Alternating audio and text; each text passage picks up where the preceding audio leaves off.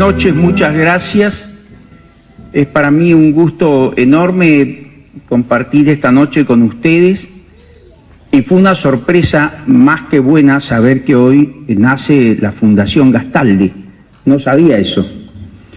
Y bueno, brindo, aunque sea con agua, por esta brillante idea, esta preciosa idea, que espero que fructifique y que muchos apoyen y concentren sus esfuerzos detrás de este sueño que es quebrar la desnutrición.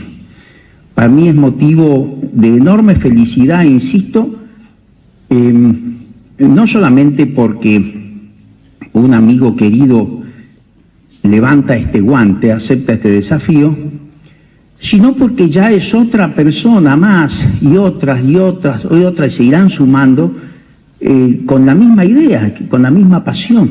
Yo creo que así, solamente así vamos a poder salir. Felicito nuevamente a Enrique, que ha sido tan bueno, tan cariñoso y tan generoso siempre con nosotros, y sin duda alguna nacerá un nuevo eslabón de la red CONIN aquí en General Deza. Así que aplaudo la iniciativa desde ya.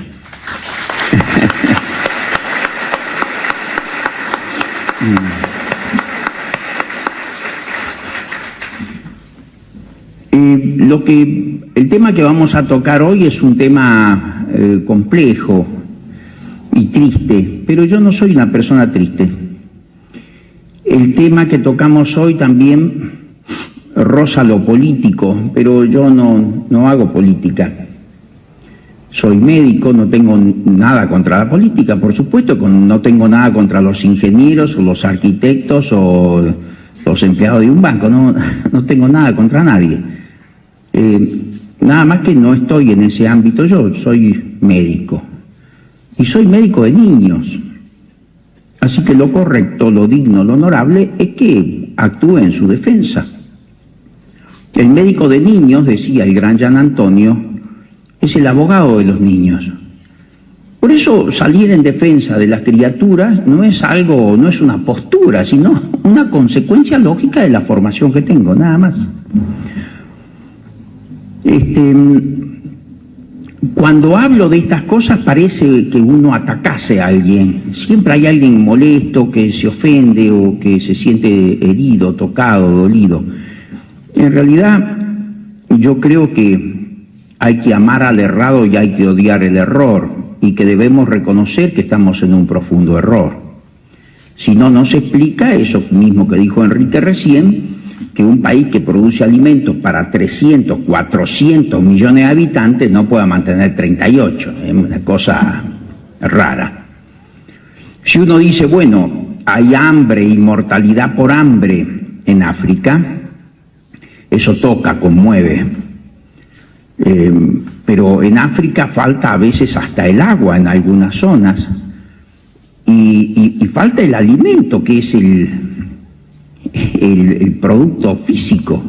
No hay alimento, no tengo que llevarme a la boca, así que es lógico que haya mortalidad por hambre. Pero en un país que produce alimentos, insisto, para tantos millones de personas, ¿cómo puede haber hambre?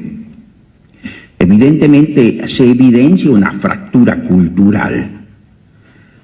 Es una regla sin excepción que la desnutrición afecta a los niños por debajo de los 6 años, porque dependen de terceros que no tienen los medios y que muchas veces tampoco tienen la cabeza necesaria y suficiente para poner en funciones a una criatura.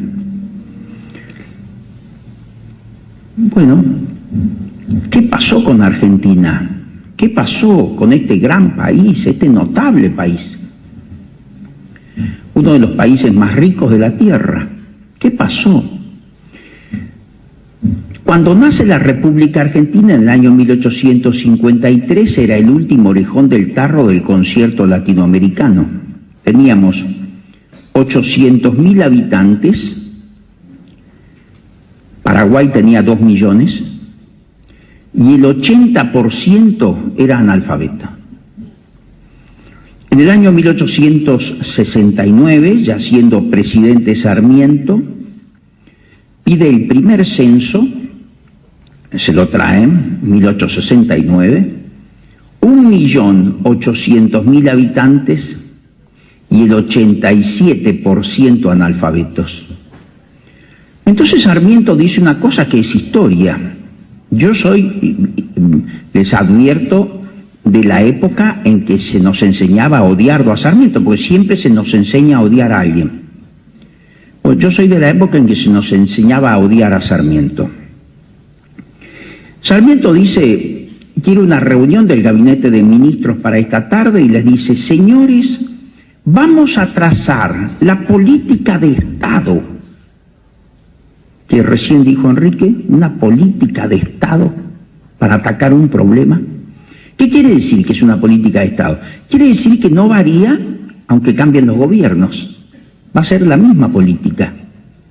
Se van a suceder diferentes gobiernos, pero va a mantener esa política. Entonces dice, señores, vamos a trazar la política de Estado para los próximos 100 años en la República Argentina.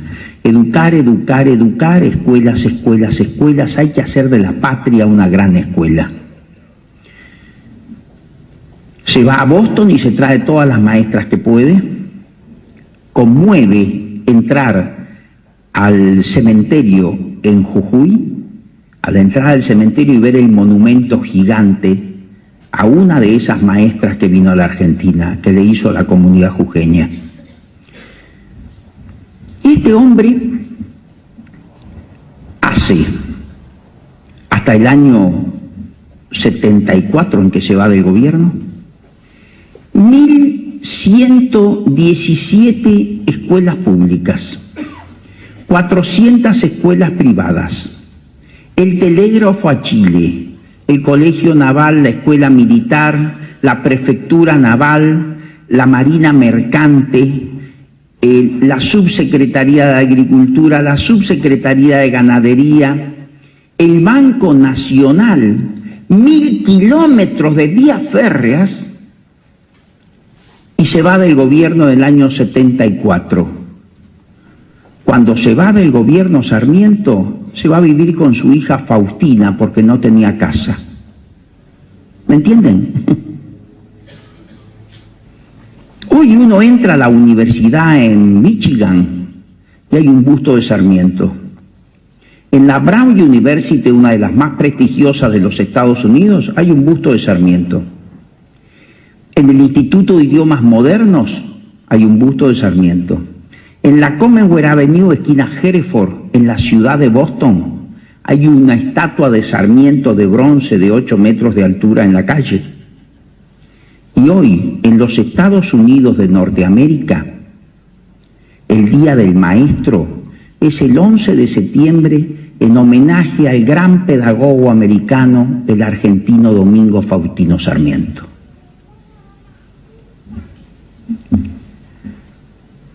Antes de morir, bueno, en realidad después de morir es imposible que hubiese dicho nada. Antes de morir dijo, no puedo decir que no haya cometido errores. He cometido errores, pero los errores que cometí fueron por la premura con que quise poner a mi país en donde en mi cabeza y en mi corazón ya lo había puesto. Y así como Jesús perdonó a la Magdalena porque había amado mucho, espero que mis compatriotas me perdonen porque he amado mucho a este país. Me parece que merece otra consideración una persona que se expresa así. El primer país del mundo que quebró el analfabetismo no fue Gran Bretaña, ni Francia, ni Alemania, ni Italia, ni España, ni los Estados Unidos, ni Canadá. Fue la República Argentina. En 1888, cuando muere Sarmiento y lo despide Carlos Peregrini, Dice, se va una de las mentes más brillantes que haya dado América. Cometió errores. No los recuerdo. ¿Se dan cuenta qué filosofía para ver la vida? Interesante, que creo que nosotros deberíamos recrear. Nosotros, yo, cada día que pasa, tengo ya 63 años, veo que estamos empantanados en un pasado que no pasa. Y recreamos ese pasado y lo recreamos y lo volvemos a traer y lo revolvemos. Y el odio que no se extinga, por favor, hay que alimentarlo permanentemente. ¿Cuál es el plan? ¿Cuál es el plan? ¿A dónde vamos con eso? ¿Se hará una gran nación fomentando el odio? ¿Se hará una gran nación fomentando el vicio? La televisión no se puede ver. Ustedes, quizá muchos de ustedes no se den cuenta de eso, porque han nacido en esta época. Pero los que no somos de esta época, como yo, me quedo espantado viendo lo que se ve en televisión y el lenguaje que se utiliza, las escenas que se recrean, y después durante toda la semana se siguen pasando la misma escena porque parece que no hubiese nada bueno, noble, digno, generoso, limpio, elevado para mostrar. La televisión es la escuela de imbecilidad, superficialidad y tilinguería más grande que conozco. Esto me provoca profunda pena porque son las cosas en las que siempre creí. ¿Saben quién decía eso? Victorio Gassman, el actor de teatro más grande de todos los tiempos. La escuela de imbecilidad, superficialidad y tilinguería. Y a las pruebas me remito. Prendan el aparato. Otro gigante, gobernar es poblar, Alberdi, metió 6 millones de inmigrantes. ¿Qué tenía esa gente en la cabeza y en el corazón que eran capaces de hacer estas cosas gigantescas? San Martín, si nosotros hiciéramos una selección de personal, llamáramos a una consultora internacional para que seleccione 60 granaderos, los que tuvo el general, lo hubiesen bochado a todo probablemente. ¿Cómo él transmitió en la cabeza y en el corazón de esos hombres algo de eso mágico que tenía? Que fueron centauros. Hoy se estudia en West Point el cruce de los Andes como una de las gestas más increíbles de todos los tiempos. Así llegamos al 1900, donde la República Argentina era el primer país de América Latina, en 1910, en los 100 años, el primer país, la primera economía de América Latina y la séptima economía del mundo. Cuando el Banco de Boston decidió abrir su primer sucursal en el mundo, la abrió en Buenos Aires. Cuando la Ford decidió abrirse al planeta, abrió París, Londres, Buenos Aires. Cuando el Rockefeller Center se empezó a construir, el Cabaña ya existía. Cuando la Standard Oil construyó su primer kilómetro de oleoducto, Mendoza, mi provincia, en la República Argentina, tenía 35 kilómetros de oleoducto.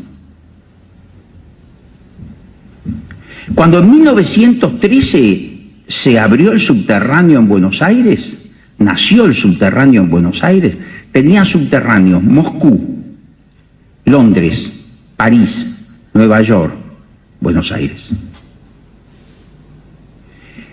En 1910 el Producto Bruto Interno argentino era superior a la suma de los productos brutos internos de Brasil, Paraguay, Perú y México.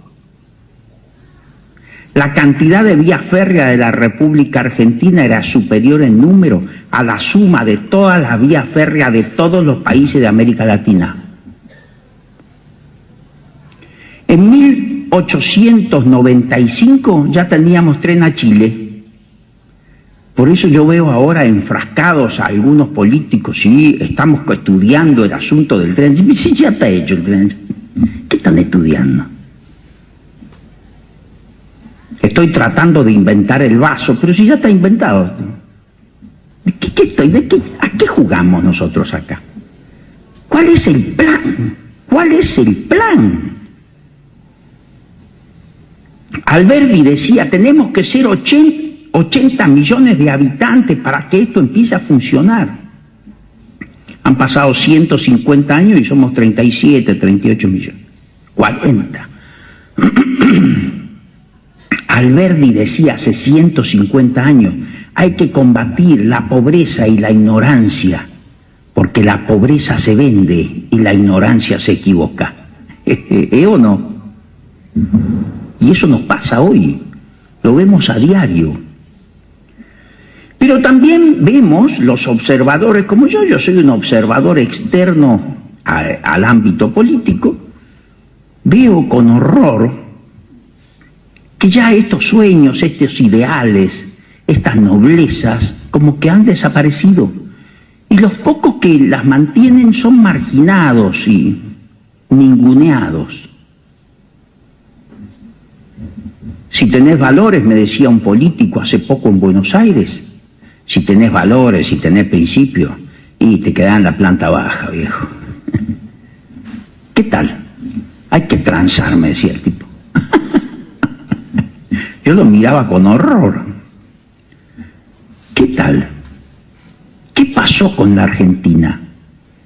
En 1950 el Producto Bruto Interno argentino era 3 veces superior al de Italia y al de España. Hoy es 4 veces menor. Así llegamos a la crisis del 2001, que fue la crisis económica más grande de la historia de la República Argentina y el default más importante de la historia económica del mundo. Logramos lo imposible, hundir un corcho. Hemos quebrado a uno de los países más ricos de la Tierra. Hay que ponerle empeño, esto no es casual. Evidentemente le han puesto corazón a la cosa.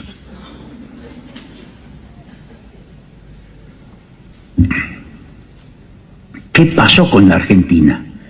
Así estaba yo en Europa, haciendo biología molecular, el futuro de la medicina, biología atómica, biología molecular e inmunología. Y me chocaba ver esas diferencias entre esos países y los nuestros. Y entonces no estaba en paz. Un día voy caminando por una calle interna de la universidad y encontré un diario tirado. Curiosamente lo levanté, estaba tirado en una acequia, y ahí había una entrevista a la Madre Teresa de Calcuta en la que le preguntaban qué era la paz, y como yo no estaba en paz me pareció prudente, oportuno, ver qué decía esta mujer maravillosa. Y ella hacía una figura preciosa. Decía, el fruto del silencio es la oración, el fruto de la oración es la fe, el fruto de la fe es el amor. El fruto del amor es el servicio y el fruto del servicio es la paz. Me encantó. Me volví a la Argentina. Le dije a mi jefe, doctor, me vuelvo a la Argentina, pero hombre, me dice, no me has dicho que era el objetivo de tu vida, de hacer, bueno, pero me doy cuenta que estoy haciendo una especialidad del futuro, cuando en realidad yo soy hijo de un país que no tiene solucionado su pasado. Yo sé que puedo subirme al tren del desarrollo y partir y salvarme yo, pero también sé que hay mucha gente que se va a quedar, y en el fondo del corazón yo soy médico nomás, no soy otra cosa. Y soy médico de niños.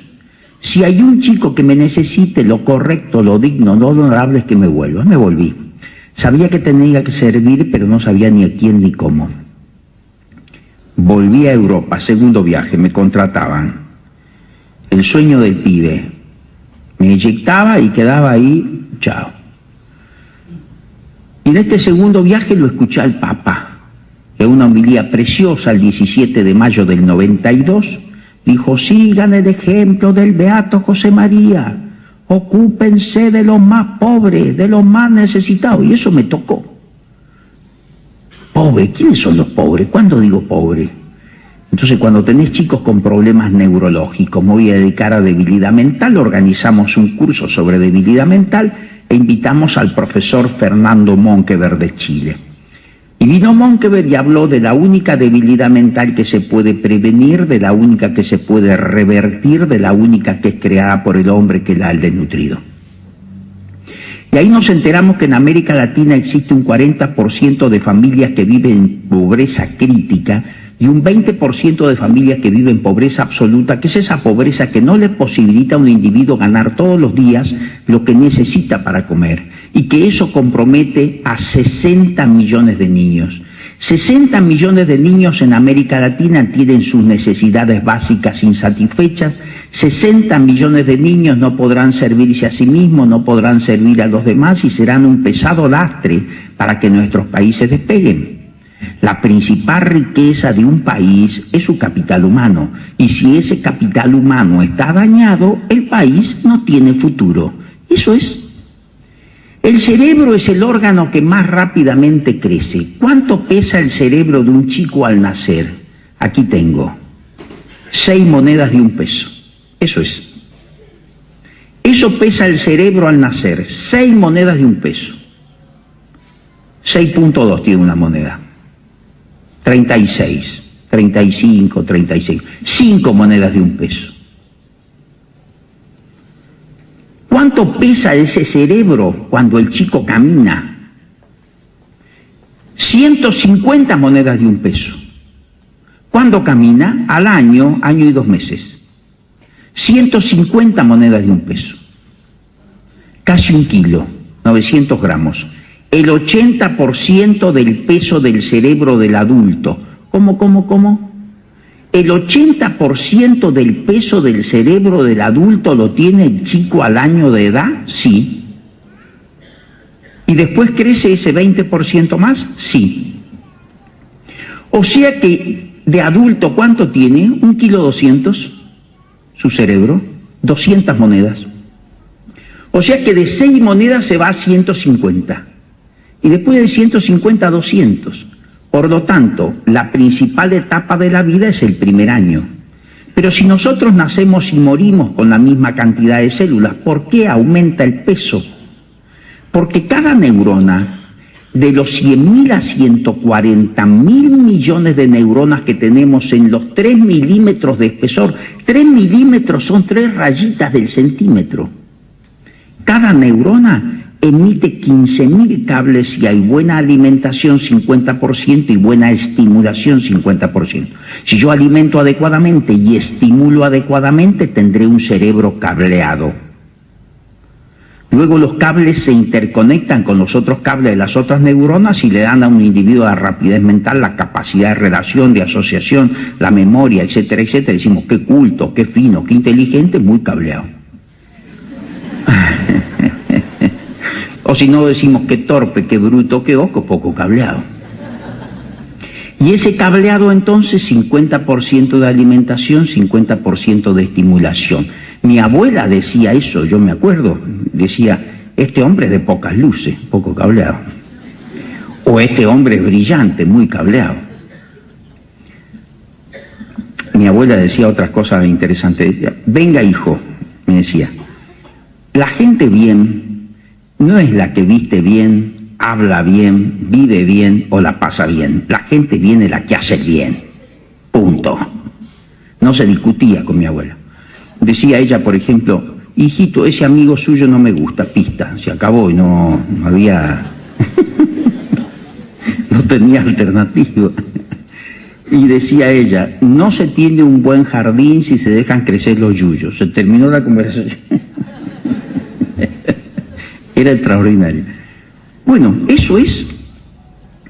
El profesor Monkever hace una experiencia tremenda. Agarra 2 ratas hermanas de la misma camada y las alimenta iguales, las tiene separadas. A las 2 le da de comer exactamente igual, pero a una la acaricia y le habla 5 minutos por día. A los 3 meses, esta rata acariciada tiene el doble de tamaño, el pelo más largo y brillante, los ojos más grandes y brillantes, el hígado del doble de tamaño y es mucho más viva, juguetona e inteligente. La pone en un jardín infantil de ratas a las 2, que tienen 3 meses. La grandota juega, se divierte, se tira, agarra la pelotita, baja por las cascaditas, pasa por los tubitos que hay. Todo está hecho para que se divierta y se divierte. Y la otra está quieta y marginada. Y si uno le acerca la mano, te ataca. La violencia que decía Enrique, es cierto, tiene absoluta razón. Esa violencia es consecuencia de ese maltrato que ese niño no querido ha recibido. Ahí en la puerta traje un libro, un último libro que se llama Gobernar es Poblar, en homenaje a Alberdi. Y hacemos reflexiones sobre esto. Y decimos sobre la necesidad de poblar el país. Muchas veces dicen, no, doctor, es muy sencillo esto. Hay que castrar a las mujeres y capar a los varones y no hay más pobres. La idea no es mala, es pésima, es vergonzosa y es indigna de un universitario. Es como si me ponen de ministro a mí porque hay muchos accidentes de auto y yo digo, muy bien, es una solución ya. Cierren la fábrica de autos, en 5 años no tenemos más autos ni más accidentes. Es vergonzoso eso. Es cierto que habrá más bocas para comer, pero también más brazos para trabajar y más cerebros para pensar. Y que tenemos que ocupar este enorme país, enormemente grande, enormemente rico y sorprendentemente vacío. ¿A quién se lo dejamos? Yo camino y camino y camino y ando por todo el país, lo conozco todo. Conozco todas las provincias argentinas, he ido a todos lados. En la Patagonia he estado días viajando y no me he cruzado ni con un perro. Gobernar es poblar. Tenemos que levantar esas banderas de nuestros mayores y solo así no habrán muerto. Entonces, ¿quiénes son los muertos? No son los muertos los que en dulce calma la paz disfrutan de la tumba fría. Muertos son los que tienen muerta el alma y viven todavía. No son los muertos, no, los que reciben rayos de luz en sus despojos yertos. Los que viven con honra son los vivos. Los que viven sin honra son los muertos. La vida no es la vida que vivimos, la vida es el honor y es el recuerdo. Por eso hay muertos que en el mundo viven y hombres que viven en el mundo muertos. Esa es la clave.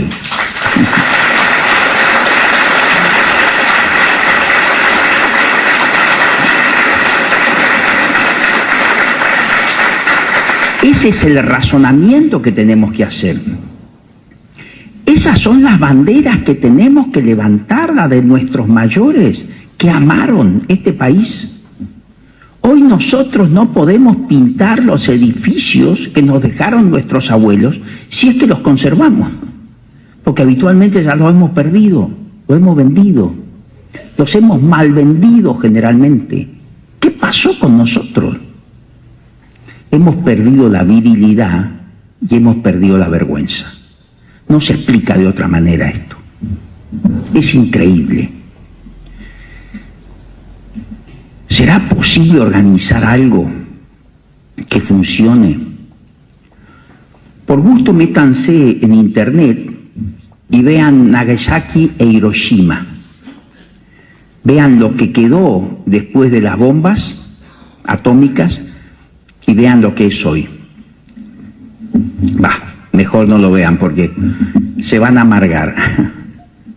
Es sorprendente, es increíble, es un sueño. ¿Qué hicieron los japoneses después de la guerra? Dijeron, ¿quiénes son los mejores en acero? Los suecos. El 10 de los suecos será el cero nuestro. ¿Y quiénes son los mejores en óptica? Los alemanes. El 10 de los alemanes será el cero nuestro. ¿Y quiénes son los mejores en relojes? Los suizos. El 10 de ellos será el cero nuestro. Y en automóviles y motos norteamericanos, el 10 de ellos será el cero nuestro. Y al cabo de 30 años le vendieron máquinas de foto a los alemanes, relojes a los suizos, acero a los suecos, automóviles y motos norteamericanos. Nosotros dijimos, ¿quién es el mejor del mundo en desnutrición? El profesor Monkeberg. El 10 de él será el cero nuestro. Y empezamos a trabajar, pero no pasaron 30 años, pasaron 3 años. A los 3 años vino Monkeberg un día a casa y le dijimos, mire profesor, aquí estamos haciendo el hospital, porque hizo hospital para recuperación de desnutridos, hospitales, cuyo proyecto se le vendió al Estado. Y el Estado lo compró porque allá se respeta la intelectualidad, se le consulta y se lo respeta. Ya vieron lo que pasó con los mineros. Buscan al mejor, hacen lo que corresponde. Es todo planeado, hay un orden. No es la anarquía, cada uno hace lo que se le da la gana y aparece un vivaracho que dice que va a solucionar las cosas aunque se desmorona después. No. Hacen las cosas para que vivan esos 33, bueno, vivieron esos 33. Son serios. Allá compraron el proyecto, acá nosotros no. Entonces nos metimos en los ranchos, vimos cómo vive la gente, vimos sus camas asquerosas, increíbles. Vimos que cuando es tiempo de ajo comen ajo. Desayunan ajo, almuerzan ajo, merendan ajo y cenan ajo. ¿Nadie es responsable de eso? ¿Nadie se avergüenza por eso? ¿Qué pasó con nosotros? ¿No son derechos humanos también vivir como un ser humano? ¿Cuáles son los derechos humanos?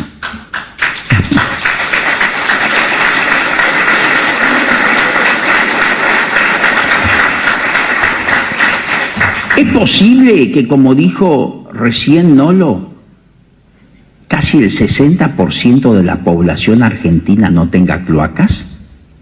¿Es tan complicado eso? ¿Es tan difícil? ¿Es tan costoso? ¿Es posible que más del 30% de las personas, casi el 40%, no tenga agua potable? Pero, ¿de qué estamos hablando? El día que, ¿se acuerdan hace 3, 4 años atrás? No me acuerdo bien si eran 4 o 5 años atrás, que llegó el hombre, no sé, habían descubierto que había agua en la Luna, no sé, en Marte, qué sé yo.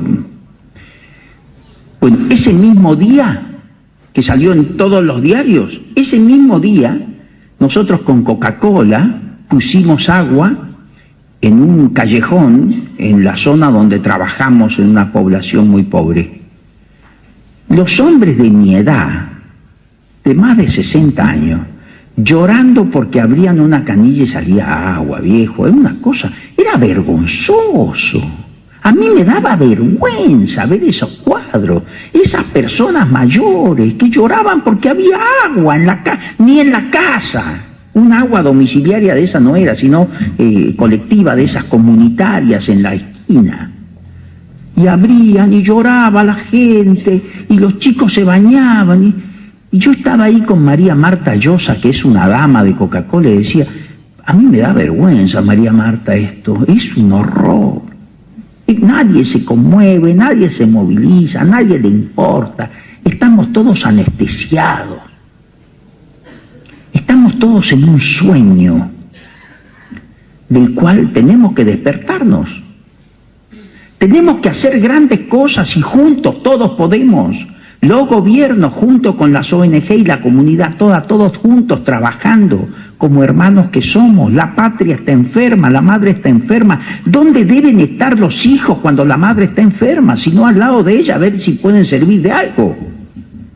Sin ninguna diferencia, no podemos tenerlas en estas instancias dramáticas. Cuando salgamos del problema, cuando se recupere la mamá, volvamos a la diferencia si es que realmente tenemos diferencias. Porque yo no escuché nunca a nadie que diga que quiera que exista la pobreza, la miseria, la injusticia, la incultura. O sea que estamos todos de acuerdo en los grandes temas. ¿Por qué razón no son políticas de Estado? Yo le digo qué se hace o qué habría que hacer para ser una gran nación. Llevo muchos años haciendo esto.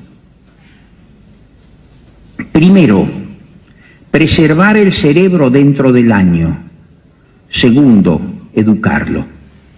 Si simultáneamente pongo cloacas, agua corriente y agua caliente y luz eléctrica en cada casa argentina, tengo una potencia en 30 años.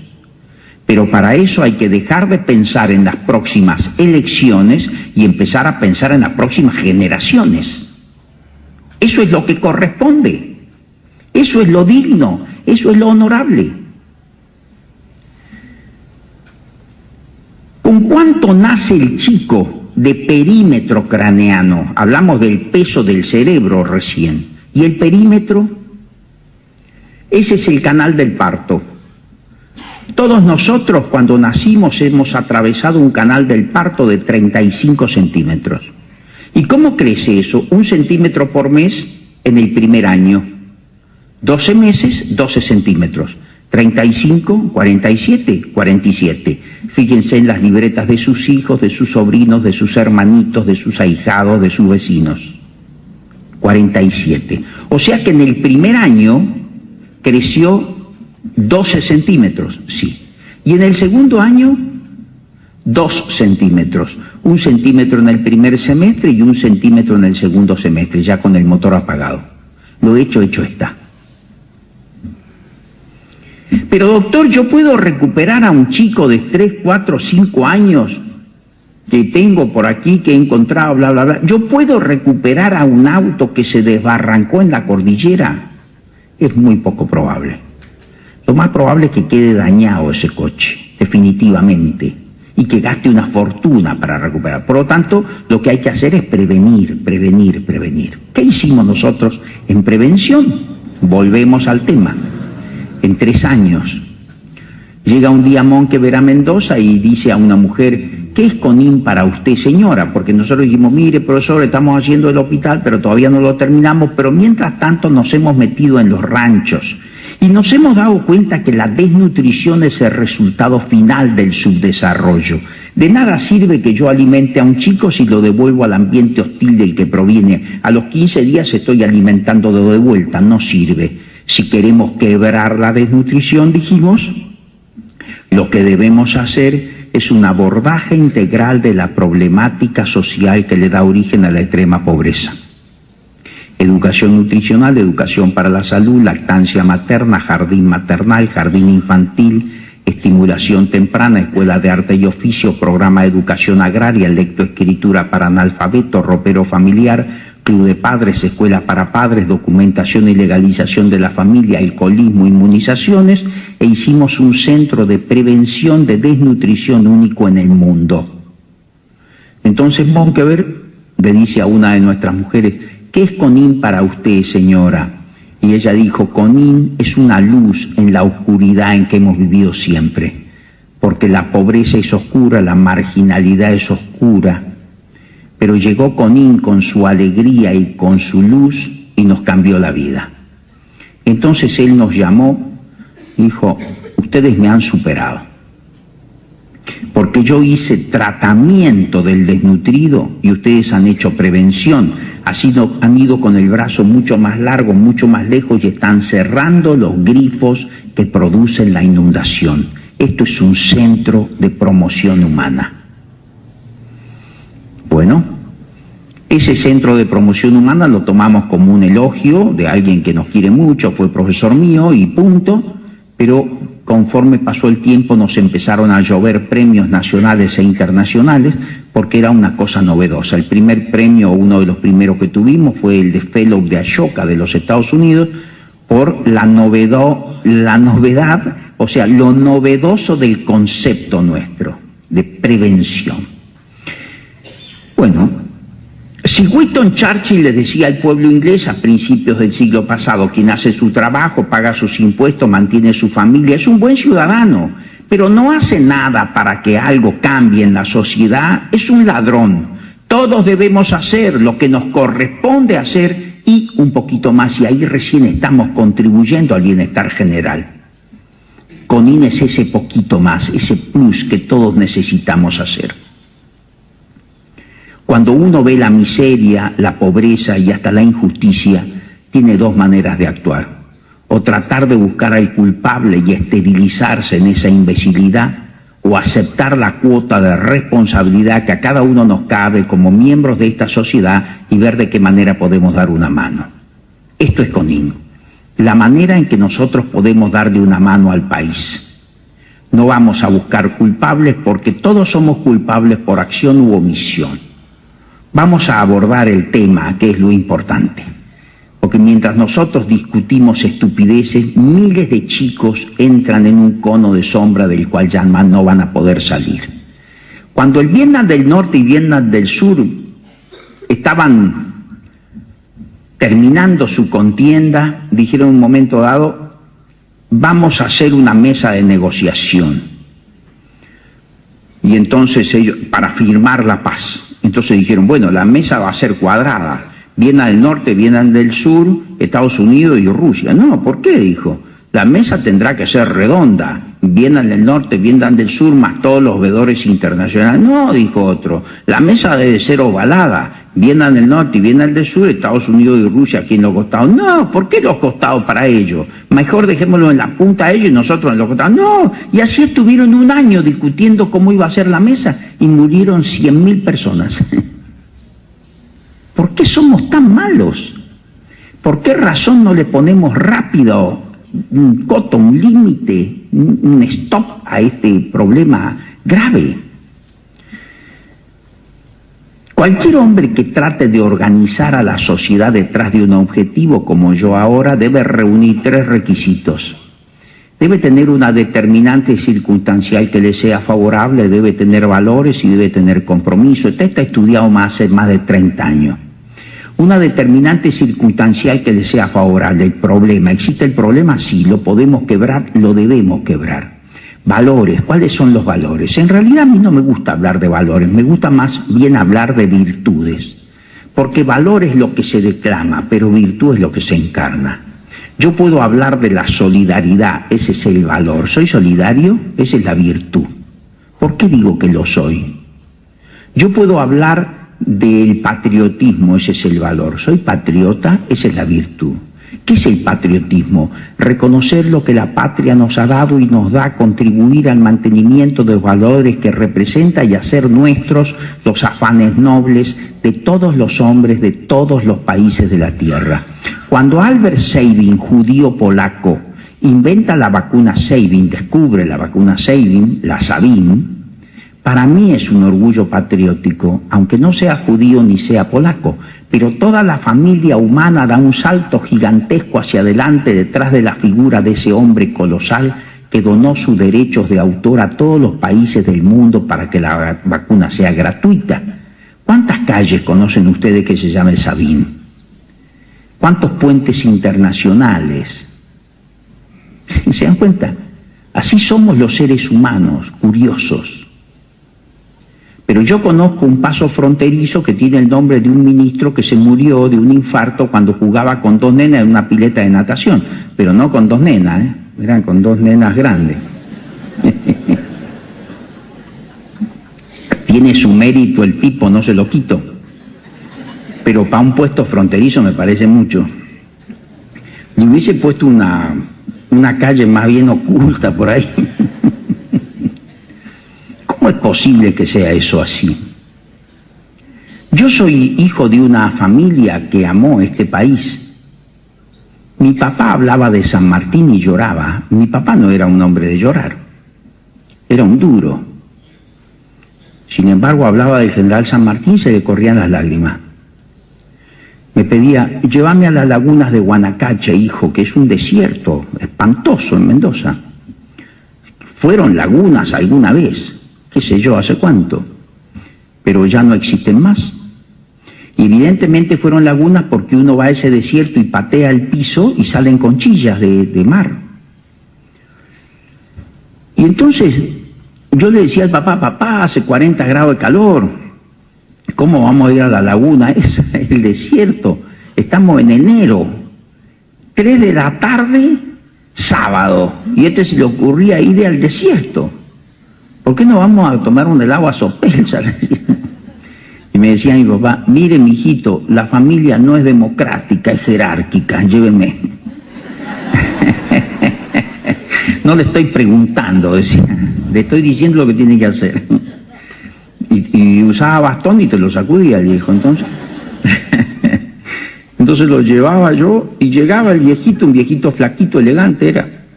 Y llegaba allá y se quedaba mirando eso que no tiene nada, no hay nada para mirar. Y me decía, venga, tiene que querer estas piedras y estos sauces porque nos dieron todo. Nosotros no éramos nadie. Somos prisioneros de guerra portugueses que vinimos a la Argentina hace 250 años. Y este país nos dio todo. Nos dio casa, comida, trabajo, educación. Donde entramos la gente nos quiere y nos respeta. Aquí está enterrado su abuelo, su bisabuelo, su tatarabuelo y su chosno. Y ahora está enterrado mi padre y ahora está enterrada mi mujer.